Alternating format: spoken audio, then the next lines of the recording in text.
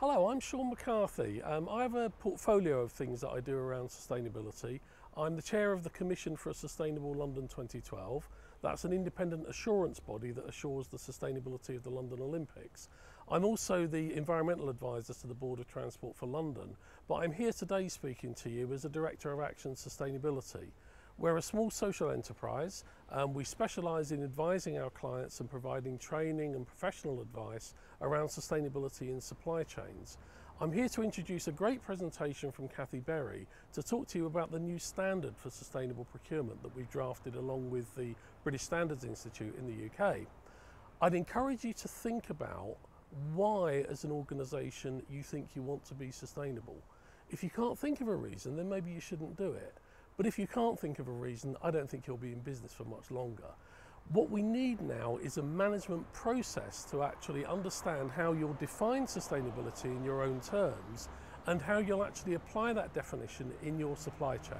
So without further ado, I'd like to introduce Cathy, who is the author of the standard, who will talk you through it. Thank you. Hello, my name is Cathy and I'm here today to talk to you about the new British Standard on Sustainable Procurement, BS 8903. This is the world's first British standard on sustainable procurement, and I'm going to talk to you for about 30 minutes on what it is, why we need it, and how to implement sustainable procurement across your organisation. I think, what are the benefits of having a standard in sustainable procurement? Well, firstly, it's the first document or publication that gives us a common language or approach to do sustainable procurement, and it really gives some unique detail into the procurement process.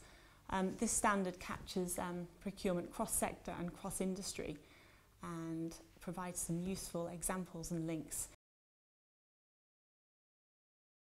So why do we need a British standard? Firstly, it gives us a common language and approach, and it's the first publication that details how to do sustainable procurement. Previously, lots of publications have just identified what sustainable procurement looks like, but haven't really given buyers any insight in terms of how to do it.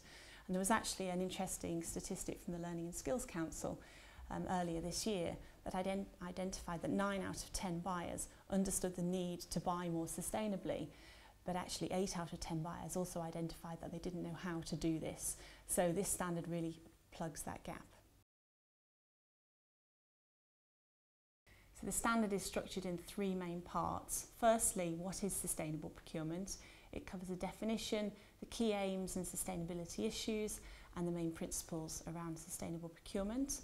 Secondly, I'm going to cover why practice sustainability, and the standard covers the sort of business reasons for procuring sustainably. And thirdly, and this is the main body of the standard and the main body of my presentation today, is actually how to do sustainable procurement. So this definition by Sir Neville Sims nicely sums up sustainable procurement.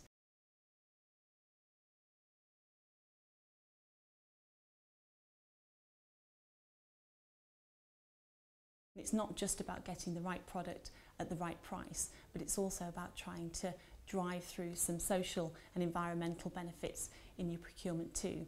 And I think buyers forget that they do have a lot of influence in their supply chains, and we really need to be using our purchasing power to really secure those sustainability benefits.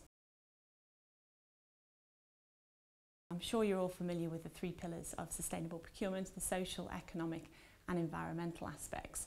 And what we're very much looking for is to try and find that sweet spot in the middle, by which we're not compromising on our commercial competitiveness, but also finding socially and economically acceptable solutions.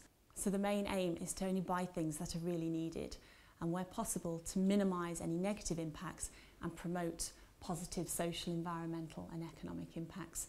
So it's not about trying to compromise your commercial competitiveness, but it's very much trying to find the right interrelationship and the right balance between the issues.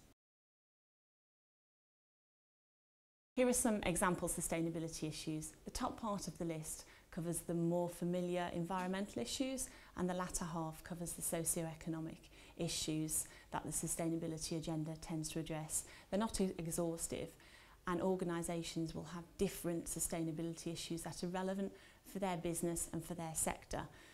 No organisation will try and address them all, but it's important to work out which issues are important for you and your organisation and to address those. So the second part of the standard looks at why do sustainable procurement, and here we're looking at the business reasons for being sustainable. All British standards assume legislation is met, so this slide looks beyond legislation and identifies 5 main drivers for doing sustainable procurement. Firstly, financial drivers. Sustainable procurement is all about reducing waste, finding energy efficient ways of doing things, being more efficient, and that very much contributes to the cost saving agenda.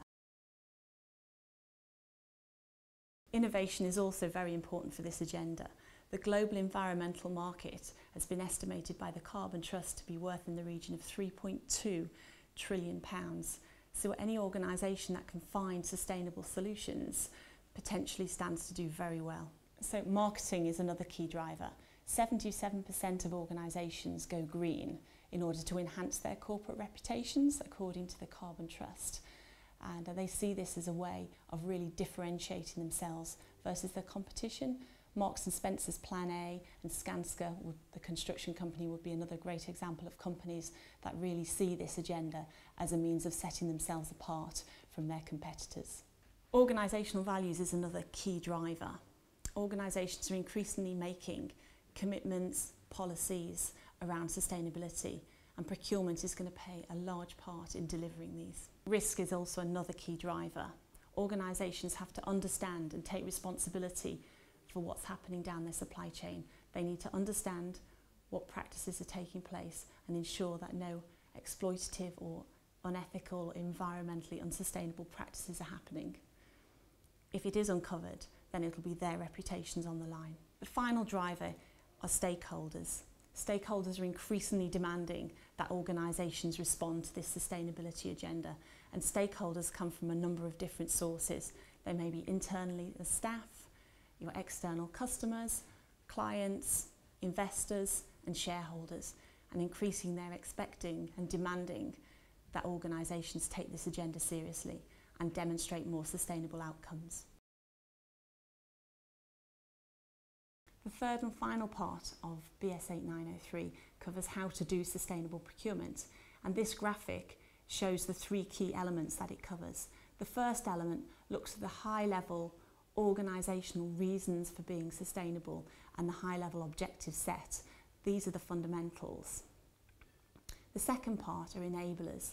These are tools, techniques, ways of working and competencies that need to be in place in order for an organisation to carry out robust strategic procurement.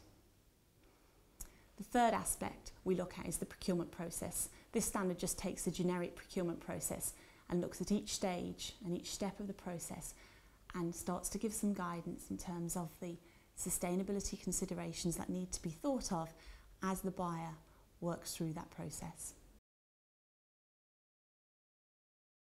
So we're going to look at the 3 elements in a little bit more detail.